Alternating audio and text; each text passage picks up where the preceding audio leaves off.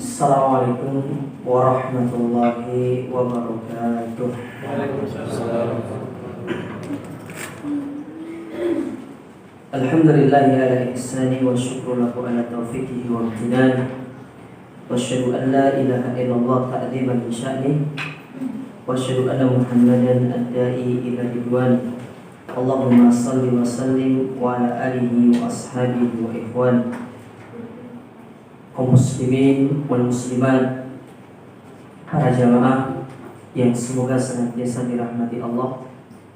Alhamdulillah, kita bersyukur kepada Allah Azza wa Jalla di kesempatan pagi hari yang berbahagia ini. Allah Subhanahu wa Ta'ala kembali mempertemukan kita di dalam kajian rutin kita dari kajian tafsir Al-Quranul Karim. Dan sekarang kita masuk ke dalam tafsir surat Al-Zalzalah. Betul ya? Betul Ibu? Al-Humazah. Nanti Ibu tidak tidur berarti. Nah, sekarang kita akan masuk ke dalam tafsir surat Al-Humazah.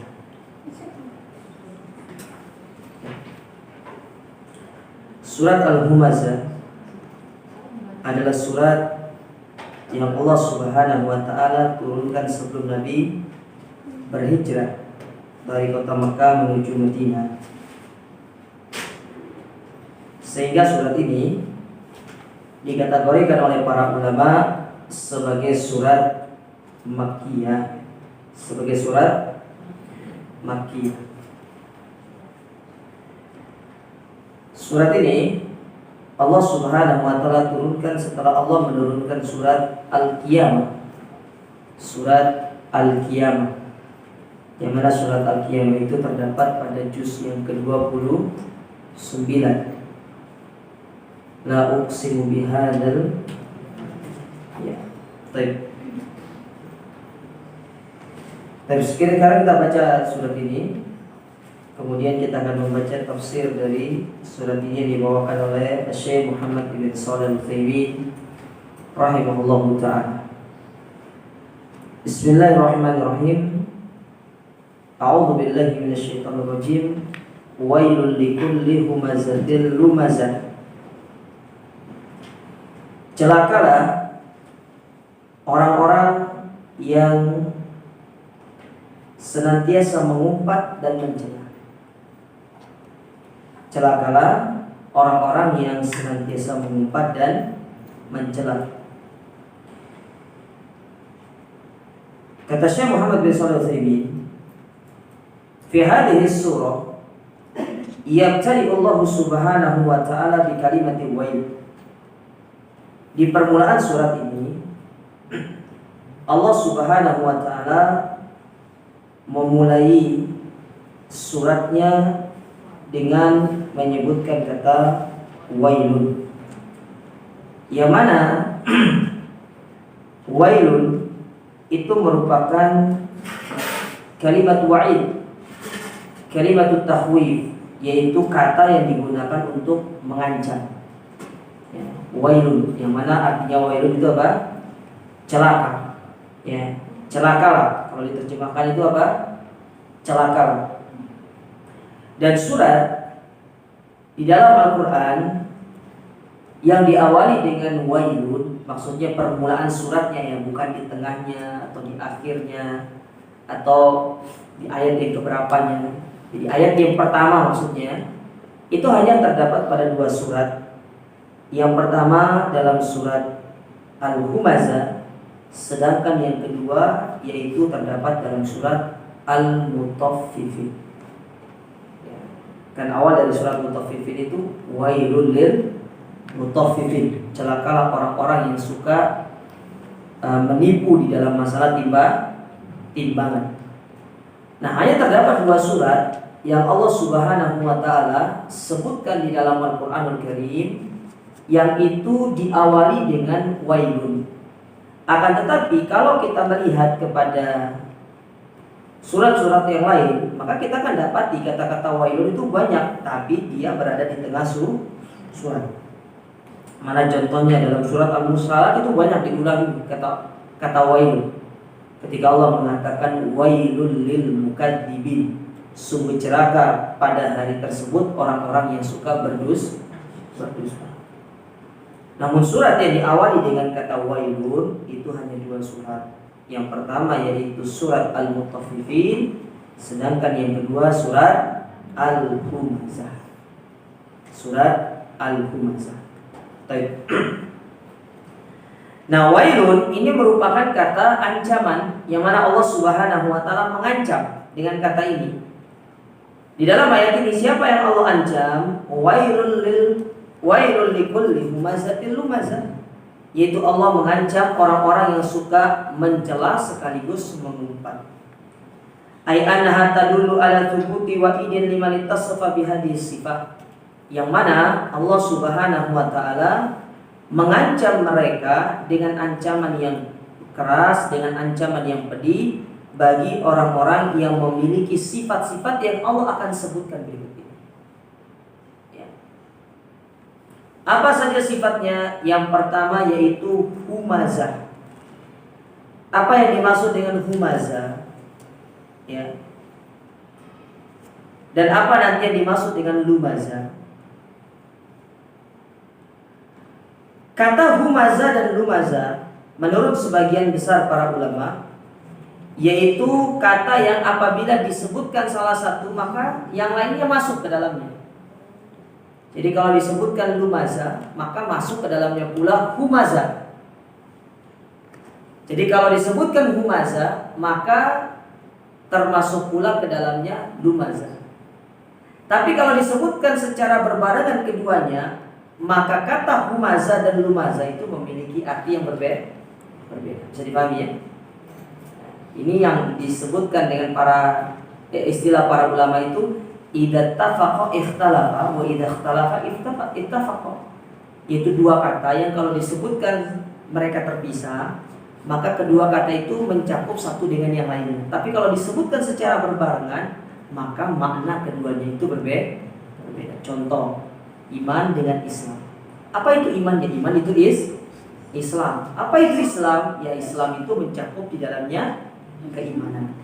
Tapi kalau misalkan ditanya secara berbarengan, apa itu iman dan Islam? Maka iman ya rukun iman, Islam ya rukun Islam. Bisa dipahami ya jemaah? Ini beda nih. Nah, sama dengan ini.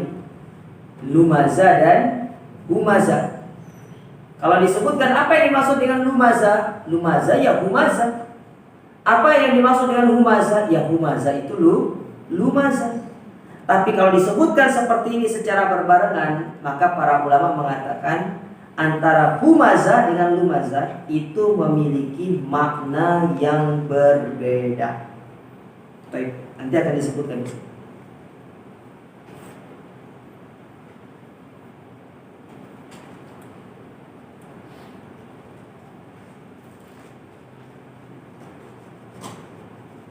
Nah, apa yang dimaksud dengan humazah? Humazah disebutkan di sini oleh Syekh Muhammad ibn Shalih Al-Utsaimin bahwasanya humazah yaitu seseorang mencela dengan fi'il, dengan perbuatan.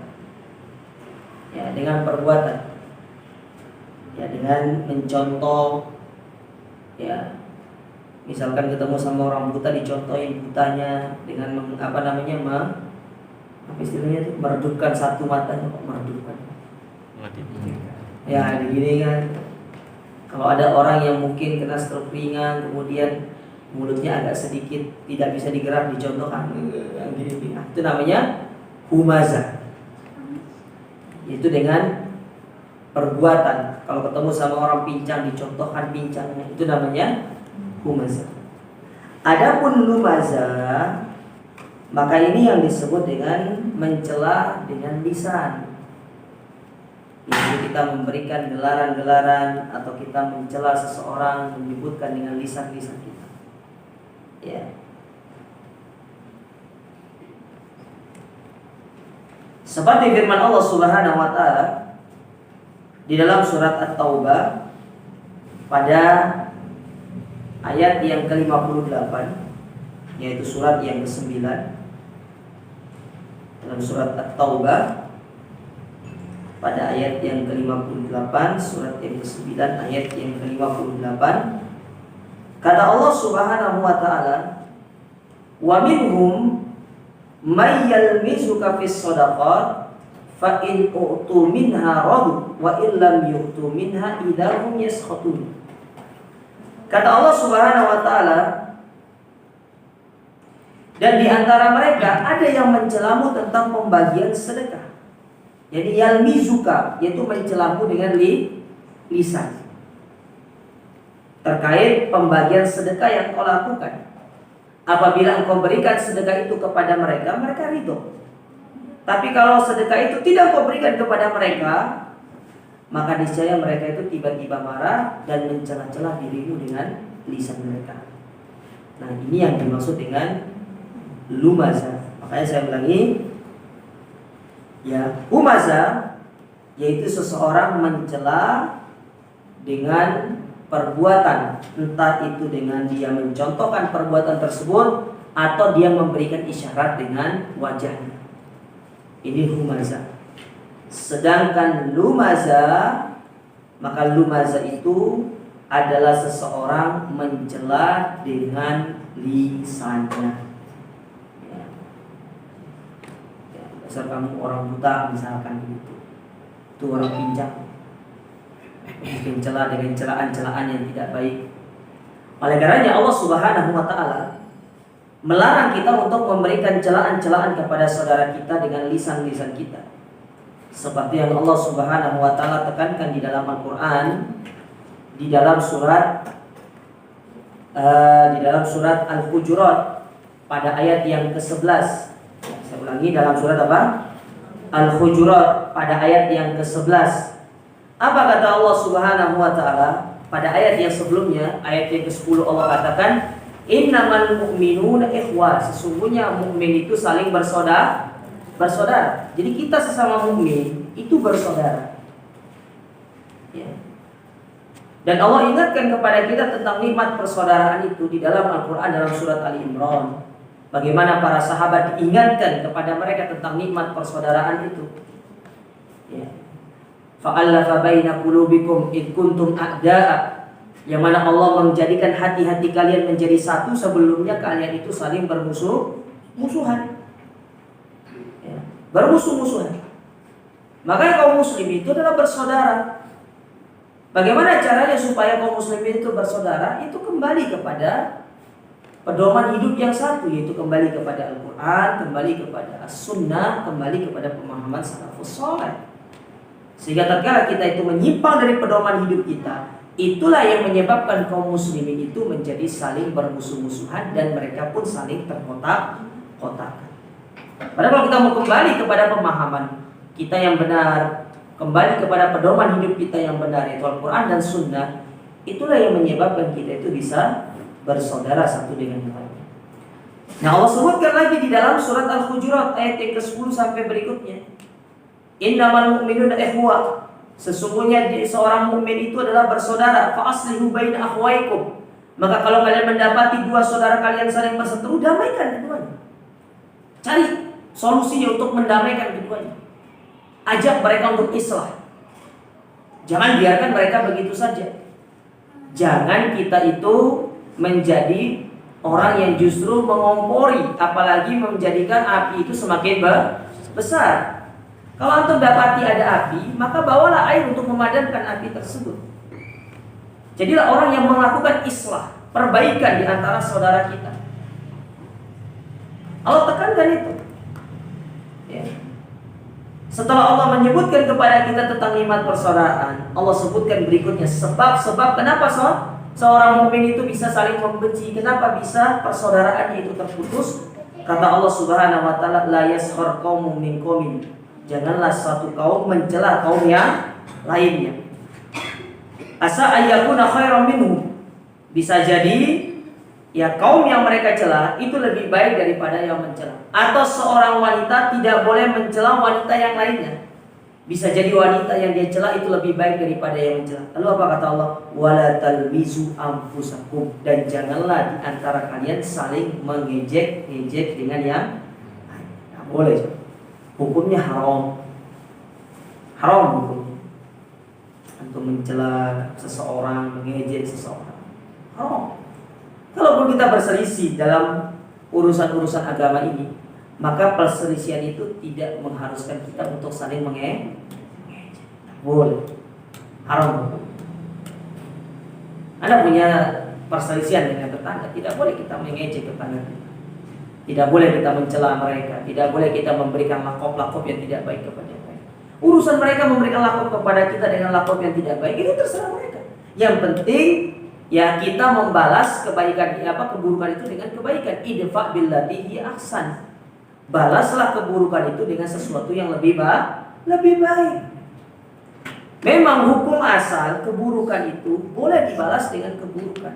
Namun apa manfaatnya? Saya mau tanya sama antum, keburukan atau balas dengan keburukan apa manfaatnya? Tidak ada manfaatnya. Apakah dengan itu kepuasan hati akan kita dapatkan? Tidak sama sekali, wallah tidak. Yang ada itu adalah keburukan kita balas dengan keburukan justru tidak akan menyelesaikan masalah. Tapi ketika kebaikan atau keburukan atau balas dengan kebaikan, itulah yang diharapkan di dalam syariat kita.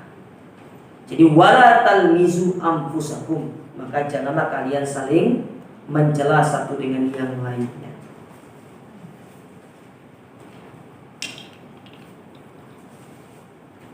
Begitu pula Allah sebutkan tentang masalah ini di dalam surat Al-Qalam.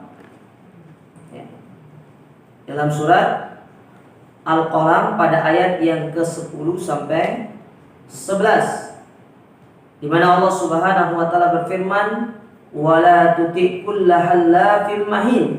Dan janganlah engkau patuhi setiap orang yang suka bersumpah dan suka menghina. Jangan kalian ikut bersama mereka. Tidak boleh kita itu mengikuti mereka, tidak boleh kita itu bergaul dengan mereka. Orang-orang yang sedikit-sedikit suka bersumpah, apalagi bersumpah atas kebohongan, itu tidak boleh. Di antara penafsiran para ulama terkait tentang syahadatuz zur, persaksian yang palsu, yaitu dalam bentuk sumpah.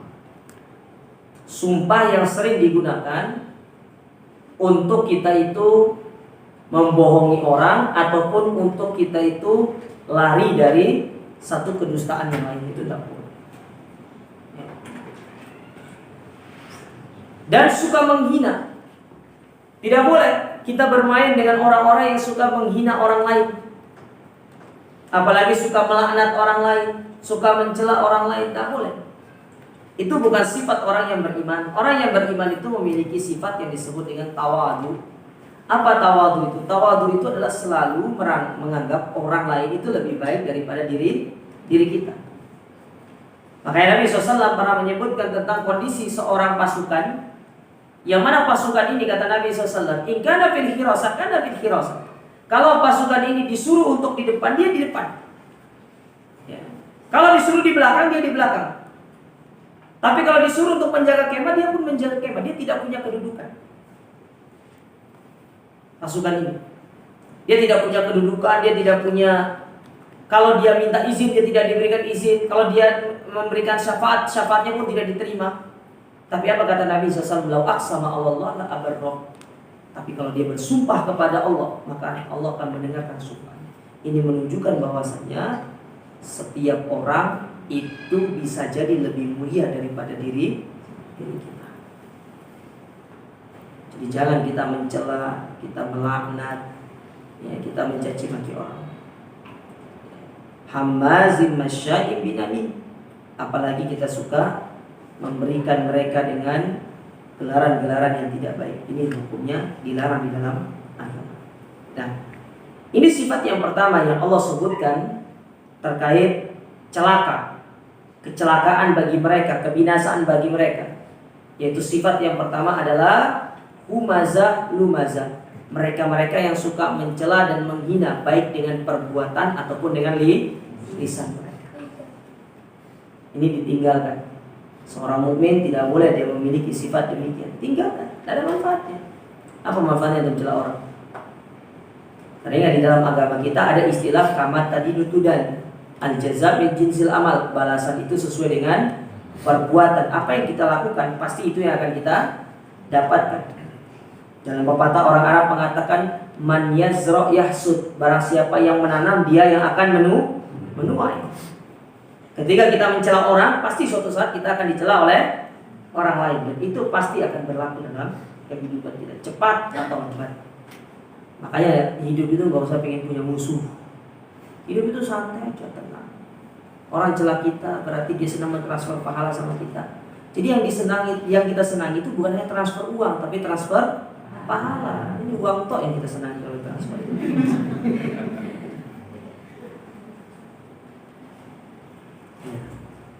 Kenapa senang transfer uang? Karena transfer uang itu ada resinya. Transfer pahala nggak ada resinya. Antum pernah dapat saya transfer pahala sekian ke kamu? Nggak ada. Apalagi ibu-ibu senang kalau transfer uang, Bu, ya. Sudah, Bu, tanggal kan belum, Ibu? Tanggal muda lagi. Ini bapak-bapak sudah transfer uang ke ibu-ibunya. Mungkin pakai apa, kayak zaman dulu tuh bukan transfer, apa zaman dulu kirim uang tuh pakai pos itu. Wesel. Sekarang sudah canggih, Pak. Sekarang pakai apa itu? Pakai ATM. Pagi sekarang tuh buat orang bikin transfer itu nggak perlu ke bank, nggak perlu ke ATM. Buka HP tinggal klik, pakai klik M-Banking kalau sekarang ini. Ada lagi terbaru, daripada uang adminnya dikasihkan katanya, pakai aplikasi ini. Subhanallah.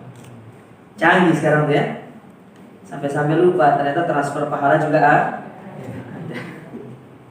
Baik. Sifat yang kedua yang Allah Subhanahu wa taala ancam mereka dengan kebinasaan. Allah Subhanahu wa taala berfirman di ayat yang kedua, alladzi jama'a malahu wa 'addada. Yaitu orang-orang yang mengumpulkan hartanya, kemudian mereka wa'addadahu, menghitung-hitungnya.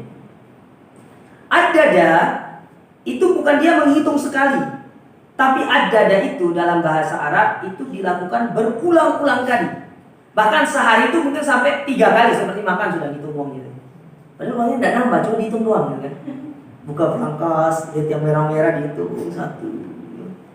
Ya, nanti siang lagi buka berangkas, hitung lagi. Nanti malam lagi buka berangkas, hitung lagi. Tahu-tahunya kurang selembar, gara-gara diambil sama istrinya. Makanya jangan pelit.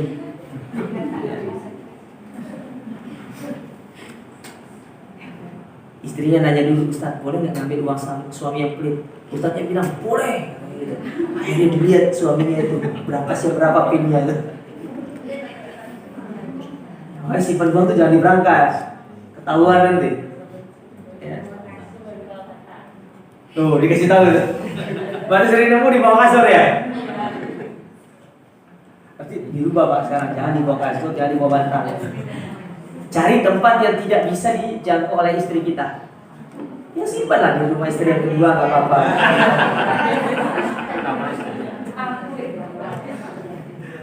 Loh iya kan? Itu dijamin tidak ketemu kalau itu. Ya, dijamin tidak ketemu uang tapi ketemu antumnya di sana. Ya. Baik. Ya, kita kembali ke sini. Wa ada dari dihitung terus, dihitung uangnya itu. Rekeningnya dipantengi, terus M-Bankingnya dibuka, terus transaksi apa dilakukan, apa dilihat setiap hari. Mending nambah. Ini enggak nambah. Maka disebutkan di sini hadhihi aidan min awsafi al-qabihah jima'un manna. Yajma'ul mala wa yamna'ul ata. Ini juga termasuk salah satu sifat yang jelek, yaitu mengumpulkan harta dihitung-hitung. Tidak mau infak. Akhirnya apa yang terjadi? Ada sifat yang sangat buruk dalam diri kita, yaitu sifat bakhil. Sifat bakhil. Nabi SAW mengatakan la yastami'ul iman wasyukh. Sesungguhnya tidak akan pernah berkumpul di dalam diri seseorang antara keimanan dengan bakhil. Jadi iman, orang beriman tapi bakhil itu belum beriman namanya. Karena orang beriman itu tidak bakhil tapi dermawan. Jadi kalau ada di antara kita yang bakhil berarti kita belum beriman. Karena orang beriman itu tidak memiliki sifat bakhil. Identitas sifat orang beriman itu salah satunya adalah dermawan, suka membantu orang lain dengan hartanya. Nah, Nabi sebutkan tadi. Nah, ini ciri-ciri orang kafir seperti ini. Dia gitu uangnya. Dia menganggap uang itu akan membahagiakan dia. Andaikan orang kafir itu benar-benar mendapatkan kebahagiaan dengan hartanya, tidak mungkin rumahnya yang tinggi 3 lantai dipagar sampai atas. Siapa mau naik sampai atas sana? Dipagar 3 lantai itu. Pernah lihat ruko-ruko yang dipagar sampai lantai 3 itu? Pertanyaan siapa yang mau naik ke sana? Kayaknya orang bajingan juga masih mikir-mikir mau naik ke atas sana. Yang ada belum baru di tengah-tengah sudah teriak, "Woi, maling itu, maling itu." Dihitung-hitung uangnya. Tidak boleh kita seperti ini. Fahuwa bakhilun la yuti yajma'ul mala wa yu'addiduha. Yang mana semua itu akan mewariskan dalam diri kita sifat bakhil. Kita mengumpulkan harta, menghitung-hitung harta tersebut. Kalau sudah demikian, apa yang terjadi? Takut kalau hartanya berkurang. Padahal Nabi SAW telah memberikan kita sebuah konsep dalam hidup ini. Mana qasa shadaqatun min mal. Harta yang diinfakkan tidak akan pernah berkurang. Tidak pernah berkurang harta itu. Iya, kita ngambil dari 1 juta 100 ribu berkurang memang secara kasat mata kita. Tapi pada hakikatnya di sisi Allah dia tidak berkurang. Dia sedang ditambahkan oleh Allah. Bahkan kalau kita baca bahasa Al-Quran, ya, orang yang berinfak itu disebut sedang memberikan pinjaman kepada Allah. Lihat, saking baiknya Allah itu ya. Harta itu kan dari Allah toh, diberikan ke kita.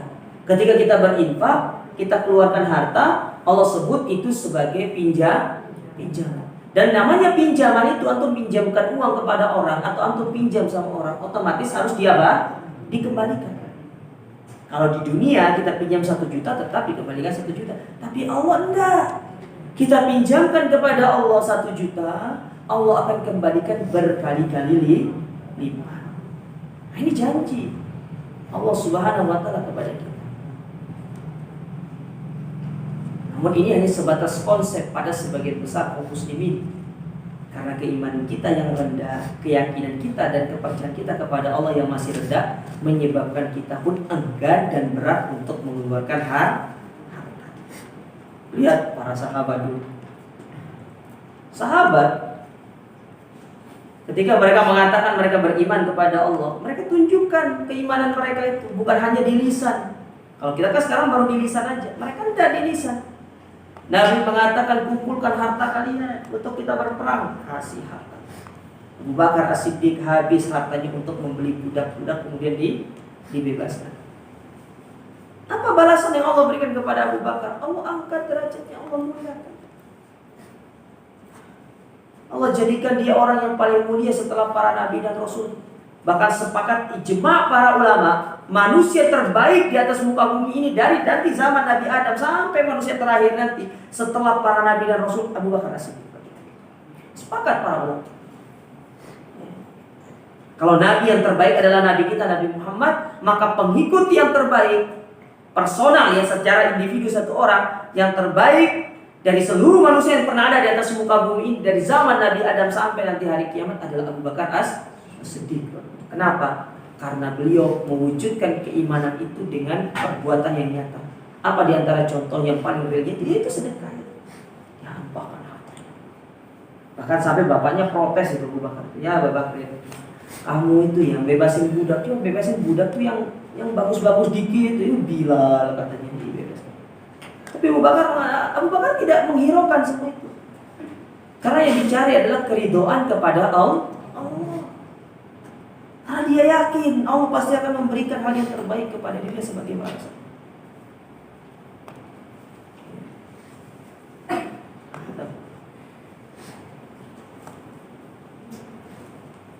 Bukan kayak kita di zaman sekarang ini, yang mana kita bekerja siang malam mengumpulkan harta, kita hitung harta-harta kita. Sudah sampai akhir bulan kita pun bahagia menghitung jam, gaji pokok ditambah lembur, uang makan yang kita tidak ambil. Kita hitung pundi-pundinya segala macam, disimpan, wala diinfakkan. Antum simpan uang itu tidak akan beranak. Tidak akan bisa beranak bertambah dia kalau untuk simpan. Kecuali untuk punya babi ngepet, beda hal gitu. Tidak akan bertambah ya. Bagaimana cara supaya uang ini bertambah? Ya diinfakkan, berkah bertambah. Maka Allah katakan di sini wa'adadahu. Kenapa disebut wa'adadahu? Karena setiap hari dia menghitung uangnya segala macam. Dihitung segala macam.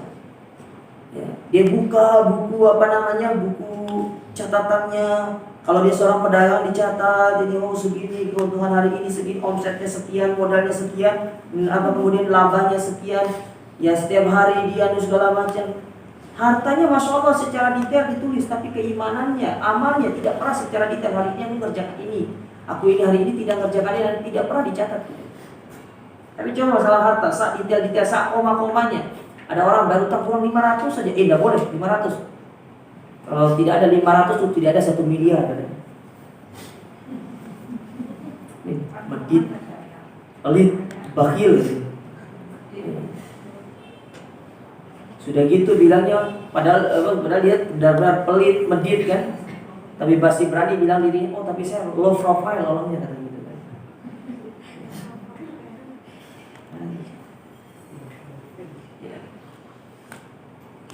Baik. Nah, itu sifat yang kedua.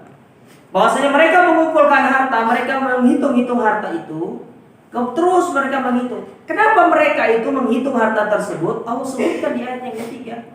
Yasabuna malahu akhlada. Mereka mengira dengan harta tersebut mereka bisa kekal kehidupannya di atas muka bumi ini. Tidak bisa. Ya. Yakni yadhunnu hadzal rajulu anna malahu sayahliduhu atau sayukhliduhu wa yubki. Mereka menganggap bahwasanya harta yang mereka kumpulkan akan menjadikan mereka itu kekal kehidupannya di atas bumi.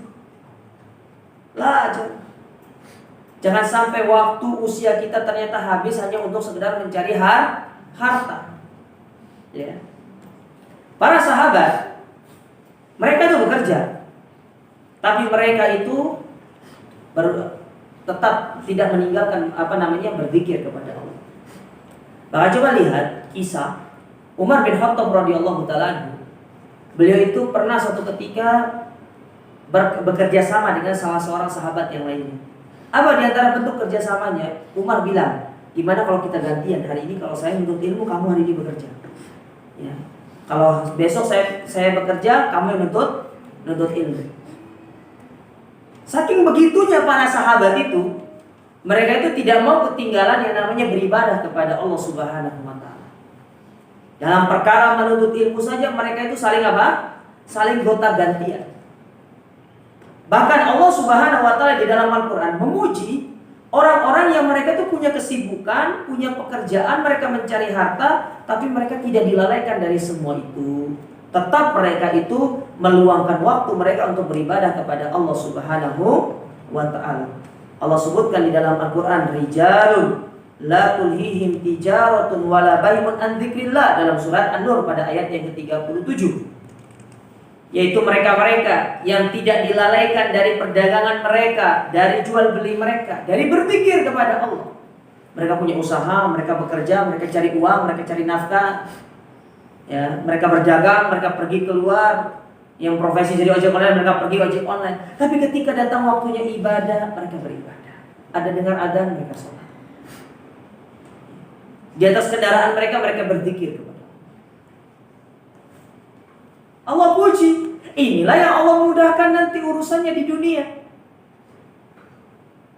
Namun sebaliknya orang-orang yang mereka itu berasumsi bahwasanya kebahagiaan, kehidupan yang kekal abadi itu hanya akan didapatkan dengan harta. Terlalu banyak contoh Allah menenggelamkan orang-orang yang punya harta, tapi harta tidak bisa menyelamatkan dia. Contoh yang paling sering disebutkan oleh para ustaz-ustaz kita yaitu tentang Qarun. Antum cari orang paling kaya seperti Qarun sekarang itu tidak ada. Siapa sih orang paling kaya di dunia sekarang? Bukan di Indonesia ya, dunia. Siapa yang paling kaya sekarang? Siapa? Bill Gates. Berapa sih harta kekayaan Bill Gates itu?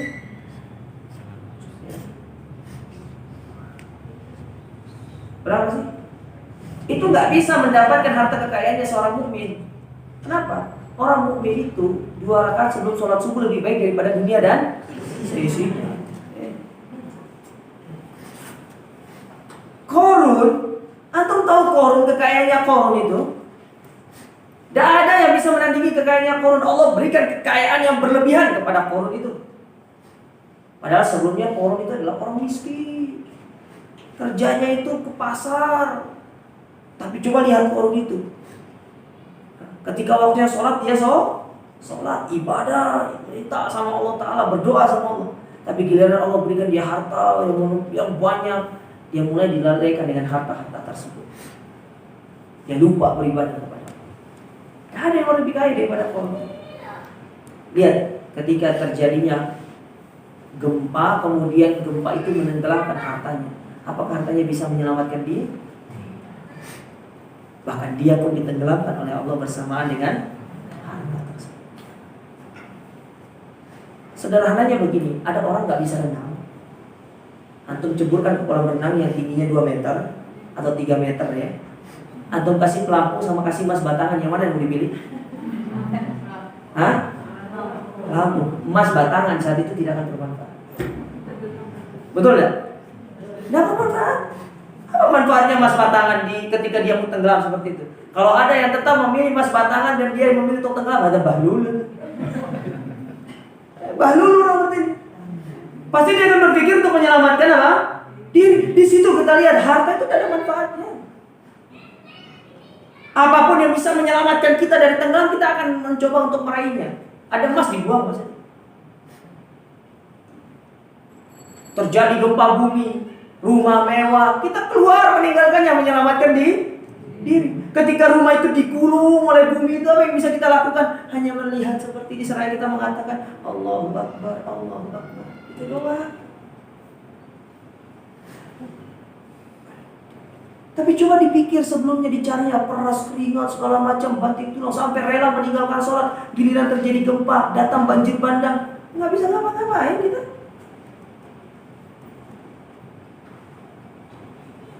Yang ada kita lari terbirit-birit untuk menyelamatkan diri. Terus sampai kapan kita seperti ini? Ingat, harta itu tidak akan bisa menjadikan kita kekal abadi di atas muka bumi. Gimana caranya supaya harta itu bisa bermanfaat? Ya kita infakkan.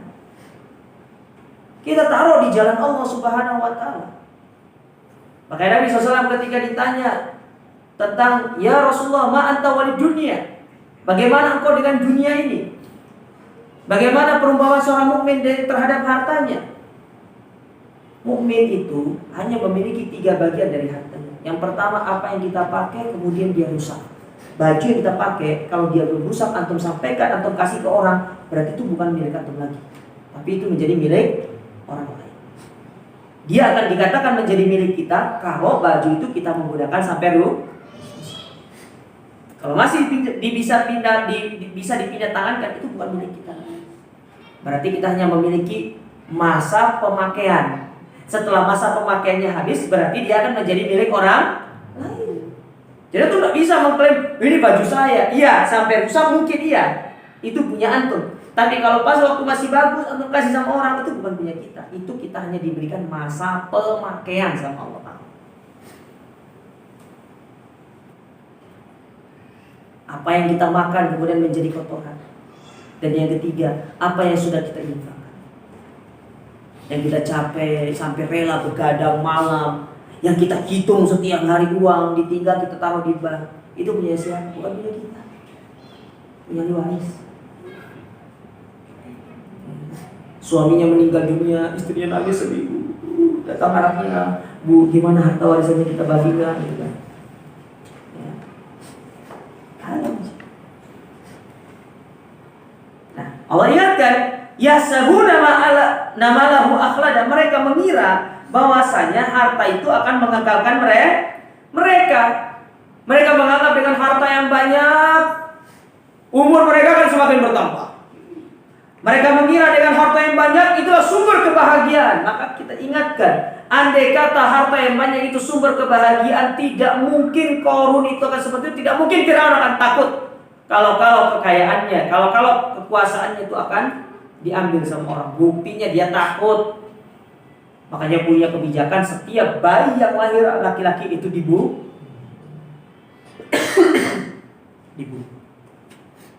Karena ya jamaah sekalian, kenali hakikat dari dunia ini, bahwasanya harta yang kita kumpulkan itu tidak bisa mengekalkan kehidupan kita di atas muka bumi. Kita tidak dilarang mencari nafkah, dilarang mencari dunia, cari dunia. Tapi yang dilarang itu ketika kita terlalu berlebih-lebihan dan menjadikan hati kita terlalu cinta terhadap dunia. Itu tidak boleh. Antum mau berdagang silakan, antum mau kaya silakan. Orang mukmin itu justru disuruh kaya. Bila perlu tidak ada orang mukmin yang minta-minta itu. Itu yang disuruh kita. Tapi jangan sampai kita lalai dari beribadah kepada Allah dan menggantungkan hati kita kepada harta-harta tersebut. Itu yang dilarang di dalam syariat kita. Baik. Kemudian Allah Subhanahu wa taala berfirman, setelah tadi menyebutkan tentang sifat, kemudian Allah mengkantar mereka, ya, menyebutkan bahwasanya harta itu tidak akan bisa mengekalkan dirinya. Kalla la yumbadanna fil khutamah. Sekali-kali tidak, niscaya kelak mereka itu akan dilemparkan ke neraka khutamah. Ya. Mereka akan dilemparkan ke dalam neraka khutamah.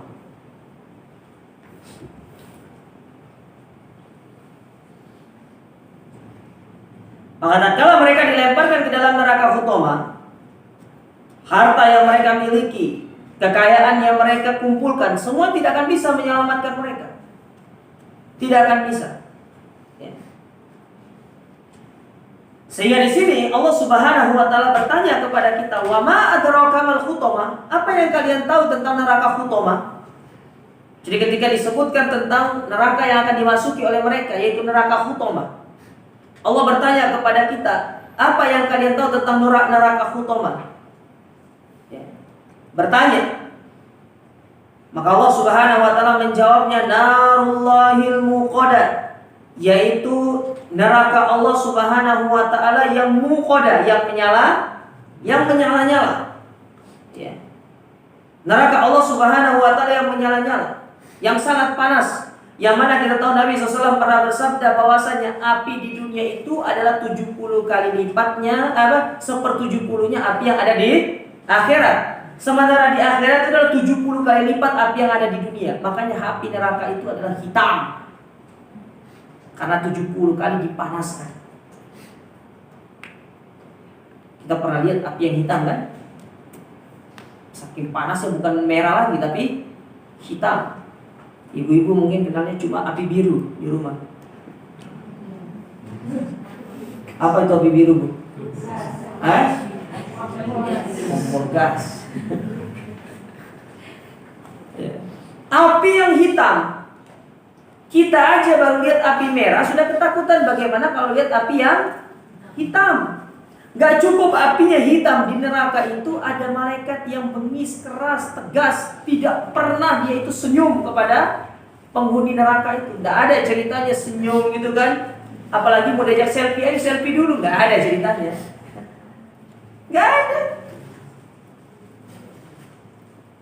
Tidak bermaksiat kepada Allah, Allah perintahkan untuk mengadab mereka, ini diadab terus, tidak pernah berhenti. Tidak akan pernah berhenti. Nah, inilah kondisi-kondisi orang-orang kafir di dalam api neraka, yang mana mereka itu meninggalkan keimanan, mereka meninggalkan ketakwaan, mereka memilih dunia. Maka kondisi ini bukan tidak mungkin akan didapatkan oleh orang-orang yang beriman kalau mereka memiliki sifat seperti orang. Allah ingatkan kita, jangan memiliki sifat seperti orang kafir itu. Orang kafir boleh mengatakan bahwasanya the time is money, waktu adalah uang, silakan, itu terserah mereka. Tapi orang mukmin tidak boleh mengatakan the time is money, nggak boleh. Tapi dia harus punya istilah yang lain. Apa ibadah bahasa Inggrisnya? Ya, the time is pride. Waktu itu adalah ibadah. Jadikan setiap detik yang berlalu dalam diri kita itu bernilai ibadah di sisi Itu orang mukmin. Sehingga tatkala kita menyadari setiap waktu yang berlalu dari diri kita itu merupakan ibadah, maka kita akan sangat menghargai waktu itu. Jangan sampai 1 detik, 1 menit, 1 jam, 1 hari yang berlalu dari diri kita itu akan berlalu begitu saja tanpa kita isi dengan ibadah. Inilah yang disebut dengan istilah para ulama muhasabatun nafs. Kita tuh harus memiliki sifat muhasabah. Apa sih muhasabah? Mengaudit diri sendiri. Kita ini kurang mengaudit diri. Coba kayak pedagang lah. Hari ini omsetnya ternyata 2 juta. Kok kemarin 3 juta. Apa yang kurang? Pasti dia akan mengaudit kan? Kita tuh harus demikian. Hari ini ternyata kita melakukan ini. Ternyata esok harinya justru amalan kita tidak lebih baik daripada hari ini. Itu yang perlu untuk kita mengaudit diri kita. Kita meng-cross check kembali. Apa sih yang kurang? Ini yang sering kurang dalam diri kita itu, mengaudit diri, menghisap diri. Melihat kembali lembaran-lembaran hari kita 1 hari itu yang sudah kita kerjakan apa saja, itu yang kurang dalam diri kita. Tidak pernah kita melakukannya. Pada Allah memberikan kita waktu yang luas untuk kita mengaudit diri kita. Oleh karena Nabi SAW mengingatkan kepada kita dalam masalah ini. Sebelum kita tidur, ingat ibadah apa yang belum sempat kita lakukan hari ini, supaya besok kita bisa melakukannya. Kebaikan apa yang belum sempat kita lakukan, supaya besok kita itu berusaha untuk melakukan kebaikan tersebut. Umar bin Khattab mengingatkan kepada kita, hasibu anfusakum qabla an tuhasabu. Audit diri kalian sekarang sebelum nanti Allah yang akan mengaudit kita. Kalau sudah Allah mengaudit kita, itu sangat berat ya mas sekalian. Tidak ada satu pun yang pernah kita lakukan di sisi Allah di atas muka bumi ini, melainkan pasti itu semua akan diaudit oleh Allah Subhanahu wa Ta'ala. Berapa usia yang kita lakukan, berapa menit yang kita habiskan, berapa detik yang akan kita habiskan di atas muka bumi ini, semuanya akan diaudit satu persatu oleh Allah Ta'ala. Ulang. Tanggal sekian, jam sekian, menit sekian, detik sekian, kamu begini. Makanya coba lihat, Nabi pernah menceritakan tentang ketika seorang dipanggil di hadapan Allah di hari kiamat, kemudian dia dibentangkan 99 catatan dosa, tidak ada kebaikan sedikit pun. Satu catatan kalau dibuka, kata Nabi SAW, mud dan basar, sejauh mata memandang. Tidak ada kebaikannya, dosa tak. Seumur hidupnya itu catatannya. Bayangkan itu satu ya sudah sejauh mata memandang, bagaimana 99? Banyak. Nah, untuk meringankan semua itu,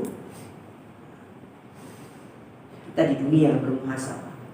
Sebelum nanti kita ternyata dimasukkan ke dalam api neraka yang sangat menyala-nyala, panas. Yang Allah siapkan bagi mereka-mereka yang memiliki sifat yang Allah sebutkan di dalam ayat, dalam surat ini. Lumaza, mengumpulkan harta, menghitung-hitung hartanya. Dia kira harta itu akan mengekalkan dia, padahal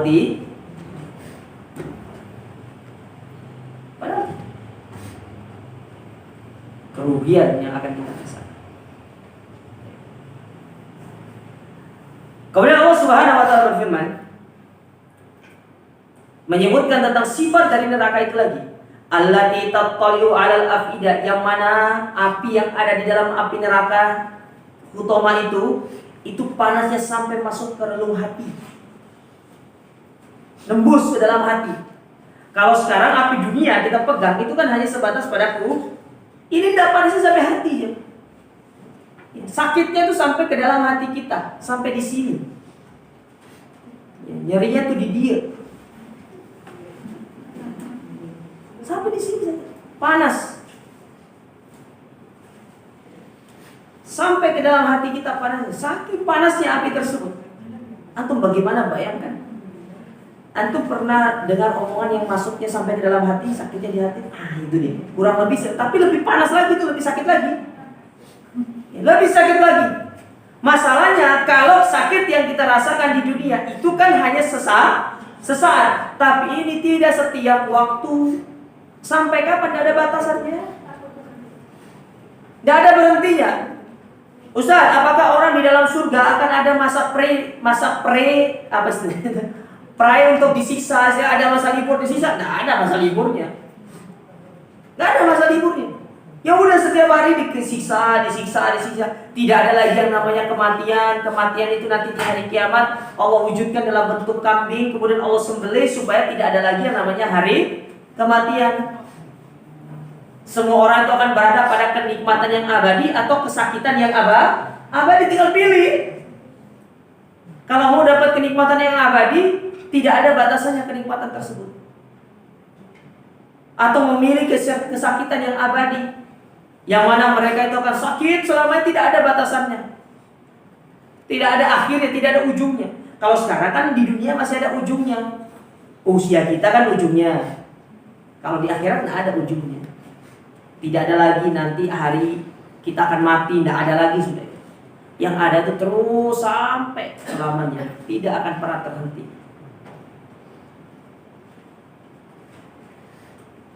Oleh karena jangan sampai kenikmatan yang hanya sifatnya sesaat ternyata itu kita gadekan dengan kesakitan yang akan kita rasakan selama-lamanya di akhirat. Rugi kita. Ya, rugi. Sangat merugi. Makanya di sini Allah sebutkan tentang bagaimana panasnya api di dalam neraka Hutama itu, yang mana panasnya itu sampai masuk ke dalam hati kita. Luar biasa panasnya. Ya, kalau panas api dunia saja sudah seperti itu, bagaimana dengan panas yang ada di akhirat? Kemudian kata Allah Subhanahu wa taala di ayat berikutnya, Allah mengatakan innaha alaihim muqsadah. Sesungguhnya api itu ditutup rapat-rapat atas diri mereka. Apa maksudnya? Ay al-khutama wa hiya narullahi al-muqada ay al-hammazi wal lammas wal jamma'il mali al-manna'il khair. Yaitu neraka khutama Allah siapkan bagi orang-orang yang suka mencela dengan perbuatan atau dengan lisannya, kemudian mengumpulkan harta dan mereka tidak mau mengeluarkan harta tersebut di jalannya, di jalan Allah Subhanahu wa taala. Maka Allah Subhanahu wa taala memasukkan mereka ke dalam neraka hutama tersebut. Allah kunci mereka, Allah tutup pintu-pintunya, dan tidak ada lagi bagi mereka jalan untuk keluar, dan mereka terkunci di dalam neraka tersebut. Ditemani dengan malaikat yang sangat bengis, malaikat yang keras. Ibarat kata kita masuk penjara kelas berat, sipirnya nggak pernah senyum. Kira-kira enak atau tidak?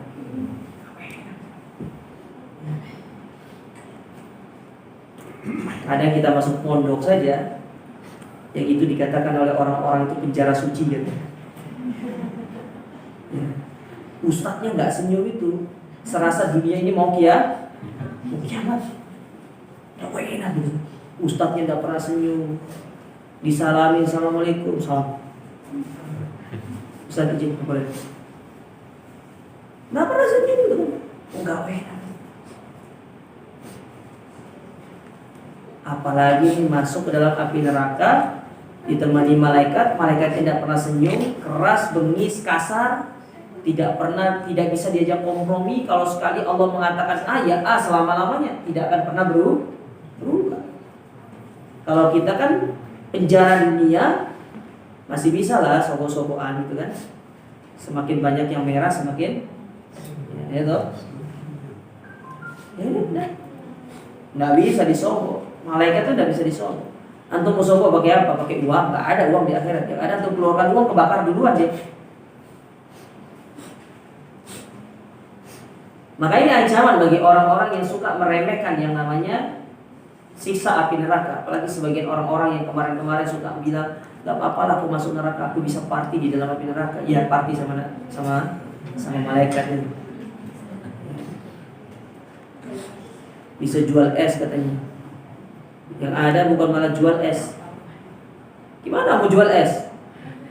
Wong di neraka itu isinya minumannya dari nanah yang keluar dari kemaluan seorang wanita.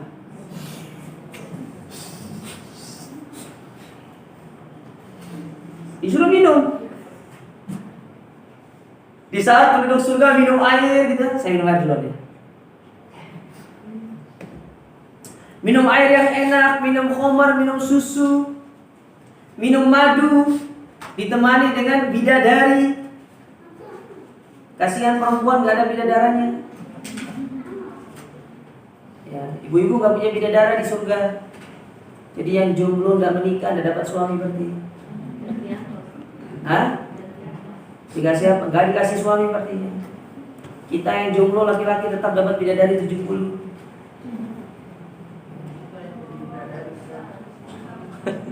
Apa? Loh, itulah kenikmatan jadinya seorang laki-laki. Atau bersyukur jadi laki-laki. Ya. Kalau antum tidak bisa poligami di dunia, poligami di akhirat. 70.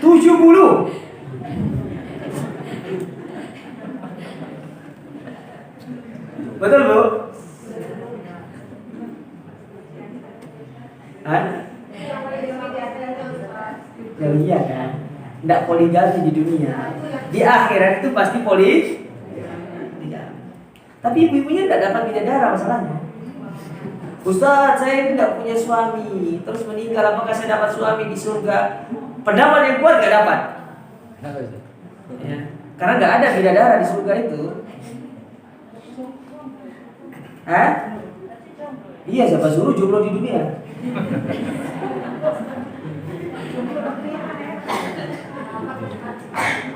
Segera cari pasangan sudah.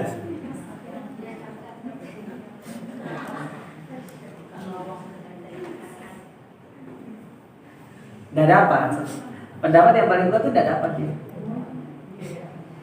Memang ada pendapat yang mengatakan dia akan diberikan suami, tapi yang paling kuat itu tidak dapat. Nantilah kita lihat apakah ibu-ibu yang jomblo itu dapat suami atau tidak ya. Nanti kalau ibu dapat suami di surga kasih tahu saya. Ya. Nanti kita whatsappan di surga. Ada WhatsApp di surga. Ya. Nah, kita kembali ke neraka sini. Kita jalan-jalan ke neraka dulu ya. Jadi, tidak ada nikmatnya neraka itu. Air minumnya dari nanah yang keluar dari kemaluan seorang wanita. Kemudian makanannya itu kata para ulama yaitu buah atau pohon yang berduri. Kalau yang disebut dengan dori, ya dori itu adalah pohon yang berduri. Yang kalau mereka memakan, maka apa pohon tersebut atau buah tersebut itu akan merobek usus-usus mereka. Jadi tidak cukup. Jadi siksanya orang penduduk neraka ini ya tidak hanya disiksa dari luar, tapi juga disiksa dari dalam. Makanya sakitnya luar dalam. Sakitnya itu luar dalam. Sudah sakit di luar, sakit di dalam. Usus mereka itu tersobek-sobek. Belum lagi pendapat yang mengatakan mereka juga diberikan minum yang ada di akhirat dari air yang sangat panas. Jadi ketika mereka meminum air tersebut, maka usus-usus mereka itu meleleh. Kita saja kalau minum air panas ya, yang panas itu ya, baru sampai di lidah itu sudah kita buang air itu saking panasnya. Itu bisa membuat kita melepuh. Sementara di akhirat itu kita disuruh minum, dipaksa minum masuk ke dalam masuk ke dalam tubuh kita dan itu merusak yang usus-usus kita. Itu siksaan dari dalam oleh Allah Subhanahu wa taala. Mengerikan. Nah, beda dengan penduduk surga. Penduduk surga beda.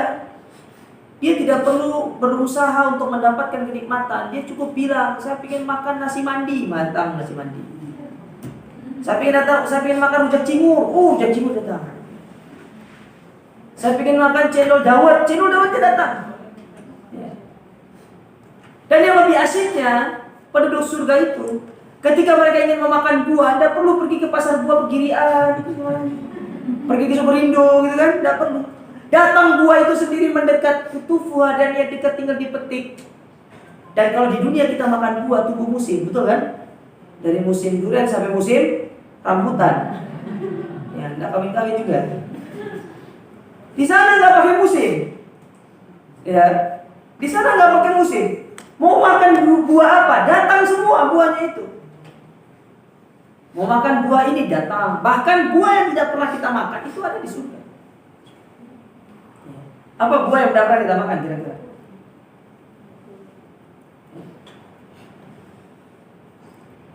Tidak cukup sampai di situ. Makanan pertama penduduk surga itu adalah hati ikan paus. Hati ikan paus.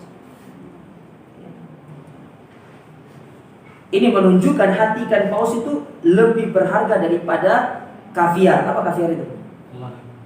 Telur apa? Telur ikan apa itu? Pokoknya saya tahunya kaviar, pokoknya nggak tahu telur ikan apa itu. Kayak telur dinosaurus zaman dulu kayak. Kan kaviar itu kan mahal ya, mahal kaviar itu. Nah ini tidak lebih berharga daripada hati ikan paus karena itu merupakan makanan penduduk surga. Yang nggak suka jeroan di surga pasti suka jeroan secara otomatis. Karena ada orang yang tidak suka jeroan dia. Lihat jeroannya sudah takutan. Baik. Kemudian Allah Subhanahu wa taala berfirman pada ayat yang terakhir, fi amadin mumaddadah. Ya.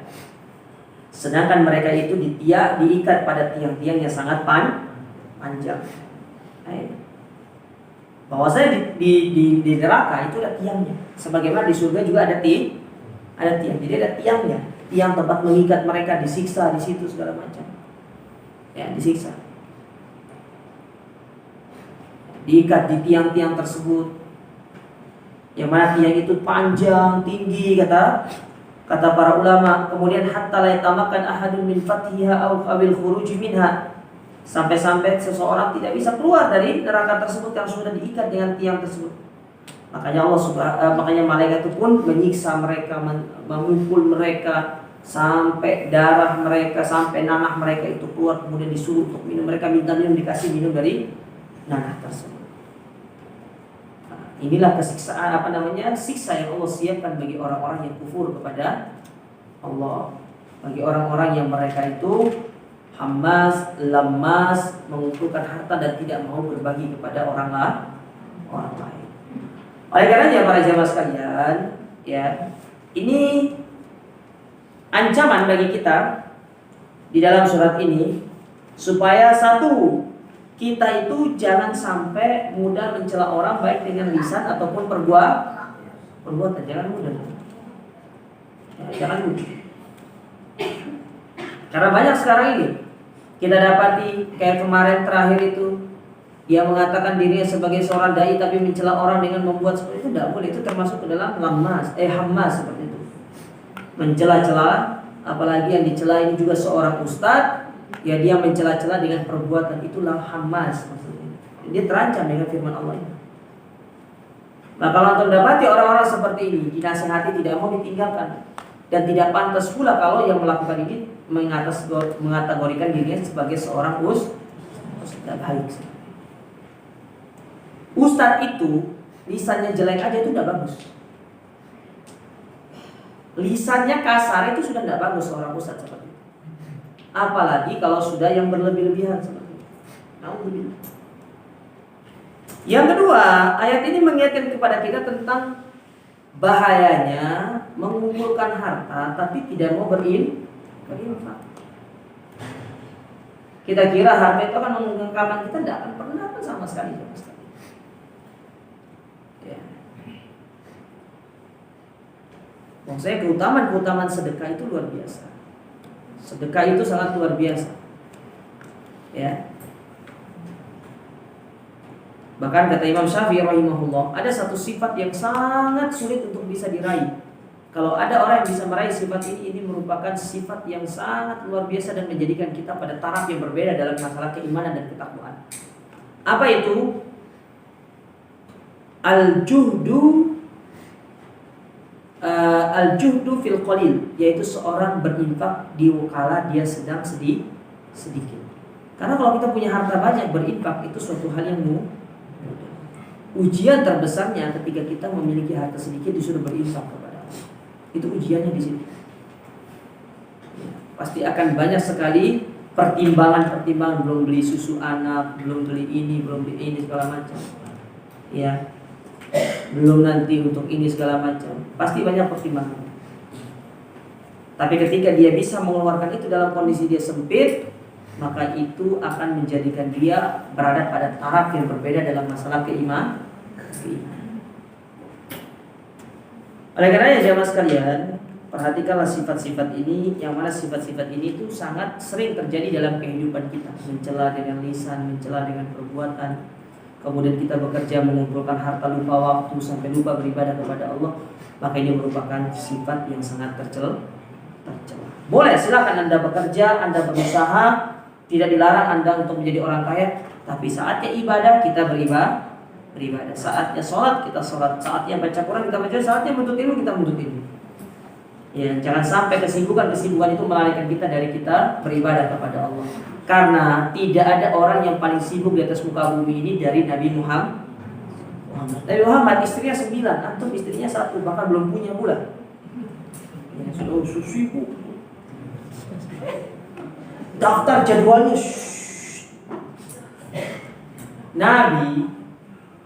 Nabi itu kepala negara, dai, kepala rumah tangga, kepala segala. Tapi beliau selalu memiliki waktu untuk beribadah, selalu memiliki waktu untuk bekerja, selalu memiliki waktu untuk mengajarkan ilmu. Bisa dipahami jemaah ya? Tapi sampai di sini yang bisa kami sampaikan. Ya. Silakan kalau ada yang ingin bertanya, kami persilakan.